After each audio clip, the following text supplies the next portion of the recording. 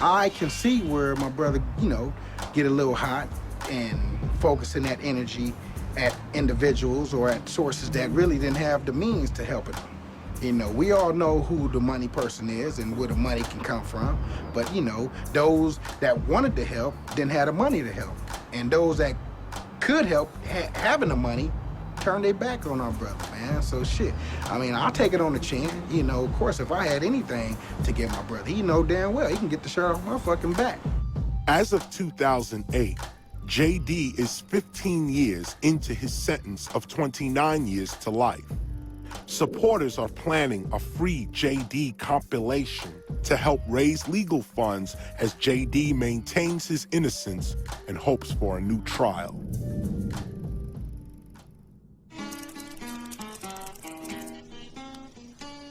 Yeah. Prison hasn't stopped artists from making records. Unable to record in plush studio environments, artists, even without the use of recording equipment, have literally phoned it in. My simple big open from cool to running up too fast. I hit you up, who's that? Big lurch, do blast. We have a lot of people who created songs that will have someone calling in from prison. And so they may spit a freestyle rhyme over no beat. It ain't no motherfucking additives, preservatives, no computer synthesizers or nothing with me. Just in case y'all didn't know, man, Mac Dre is the first person to ever record an album over the phone from jail. And that was in 1992 when he recorded Back in the Hood. You know what I mean? He did it over the phone with Kyrie. Probably about a month's time, man, recorded it, you know what I mean? Since then, they didn't have guys like Shine that did it and everything. While incarcerated for second-degree murder, rapper C Murder recorded an entire album using a recording device that his lawyer helped smuggle in. For all you record labels out there that want to get a big lurch verse, get your Pro Tools ready and hook your modem up to your phone and we can do this. And don't stop. You know, I ain't dead. When offered a major label recording deal, Felipe Coronel, better known as Immortal Technique, turned it down, saying, "I would rather make a lot of a little than a little of a lot." Raised in Harlem, New York, Immortal Technique became an East Coast underground sensation. His albums are full of politically conscious lyrics about poverty, religion, and racism.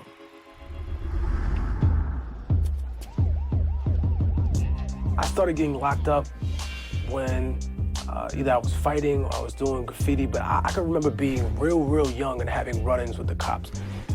Did some very bad things and caught up to me, but what I went to prison for was multiple assault cases in New York and then in Pennsylvania. I got arrested, I made bail. I was out for like another 6-7 months. I think that entire process set up my mind to say, okay, you know what? You can go to lockup now, you know that, right? So you might want to start changing things in your life. When I walked in there, like, people didn't fuck with me, and I didn't fuck with them. They knew I wasn't there to be their friend, and whoever I was cool with because I knew them well enough that they respected my boundaries and I respected theirs. When you watch shit like Oz, you think that the minute you get through the door, someone's scheming on trying to fuck you. Most people, they'd rather do business with you. They want to see what you got. They want to know who you connected with. They want to know who you know. More like people are cautiously interested in how you're going to participate there. There is a local economy in prison. There's people who sell anything from cigarettes to lighters, phones, you know what I mean, tapes. I was moved from minimum to a maximum security facility to a more heavily guarded place because I kept getting thrown in the hole over infractions that I really felt were manufactured. They would come into my cell and the COs found an extra pair of pants or something, or they found like money and they'd be like, well, this is contraband. You know, you're going to RHU, you're going to restrictive housing, you're going to the hole, someone's gonna slide you your mail under the door. Like, I'm just like, for what? For this? For the books that I have here? Like, at that point, like, it drew my anger even more. Definitely had time to write a lot of rhymes. I wrote a lot of what would be the first album I had, Revolutionary Volume 1, when I was locked up. But it definitely made my style of rhyming a lot more aggressive. I used to battle a couple people in there. It's a lot about respect in there. And everyone always thinks they're the best, you know, until you shatter them into pieces in front of other people, and it's like, oh, damn, that nigga really ain't shit, you know? It's about who's smarter, who's faster, who's quicker with the mind. You know, that's a true test of skills. You know, that's not checkers, that's chess. That was an incredibly important part of my experience there. My incarceration kind of brought my family a little bit closer, because they had to, you know? It hurt my mom's probably a lot. I mean, I probably won't even talk about how much that shit hurt her. I was very fortunate because there was a prison counselor that was there, and she was real cool. And I sat down, I used to talk to her about a lot of stuff, and she was like, look, I can get you out of here, but in order to get out of here, you're gonna have to go to a treatment center for alcoholics. There are people in my family that have been alcoholics. I understand what it is to be functional and to be a dysfunctional alcoholic.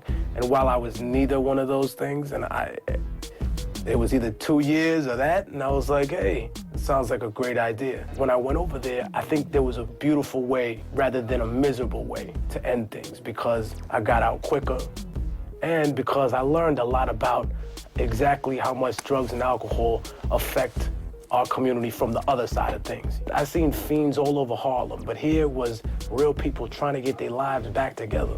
And there were lots of people in prison who were addicts, who were there for drug purposes, you know? And I always thought to myself, like, these people should be in a treatment facility. They should be getting help. Like, they in here scoring drugs, you know what I mean? It's not helping them, not doing anything. It's just putting them through an extra step to get the drugs that they need. It opened my eyes to just what the pinnacle of violence was. I would hear rappers talk about, oh, I'm a murderer, and that's very glorified in hip hop, you know? The idea of being a murderer. But being a murderer don't mean that you're tough. It doesn't mean that you're strong. It just means you're real grimy and two-faced and fucked up. Like, I was in a cell next to a murderer. He shot his wife in the face with a double-barrel shotgun. He's a murderer, there's no honor in that. It's not honorable to be a murderer. I read a lot in there. I wanted to understand the history of my people. I didn't know exactly what was missing until I really read the 13th Amendment, and I was like, wow, you know, slavery's not abolished. It's just reserved for people who are convicted and incarcerated, because that's exactly what it is. It's slavery. I didn't realize what the prison industrial complex was. I didn't realize that, you know, when you have American military uniforms and they say made in America, a lot of them are made in prisons, you know? It'd be cheaper to have them made in China or India, but how would you feel as a United States Marine wearing a shirt going into Iraq that says made in China? You wouldn't feel very American. So the only way you can compete with those type of prices for manufacturing those goods is to have a lot of that shit made in jails. Immortal Technique was released on parole in 1998. It was an incredibly miserable time that I manufactured into the most powerful learning experience that I can then pass on to other people and be like, listen, that's not your rite of passage. That's not what you do to be a man. I realized that there are some things in this life that I wanted to achieve, and maybe I did have extra time to sit there and think about it, and that was a positive thing. My mind is on my business and on my family. That's it. I don't have time to try to play up things for other people, you know? It's not about street cred, it's about life. Immortal Technique is now president of Viper Records.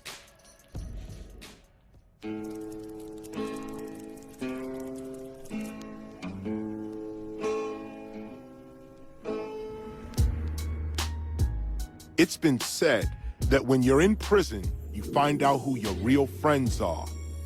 For many hip-hop artists, the transition from being surrounded by an entourage of friends and family to facing solitude and abandonment behind prison walls is a bitter pill to swallow.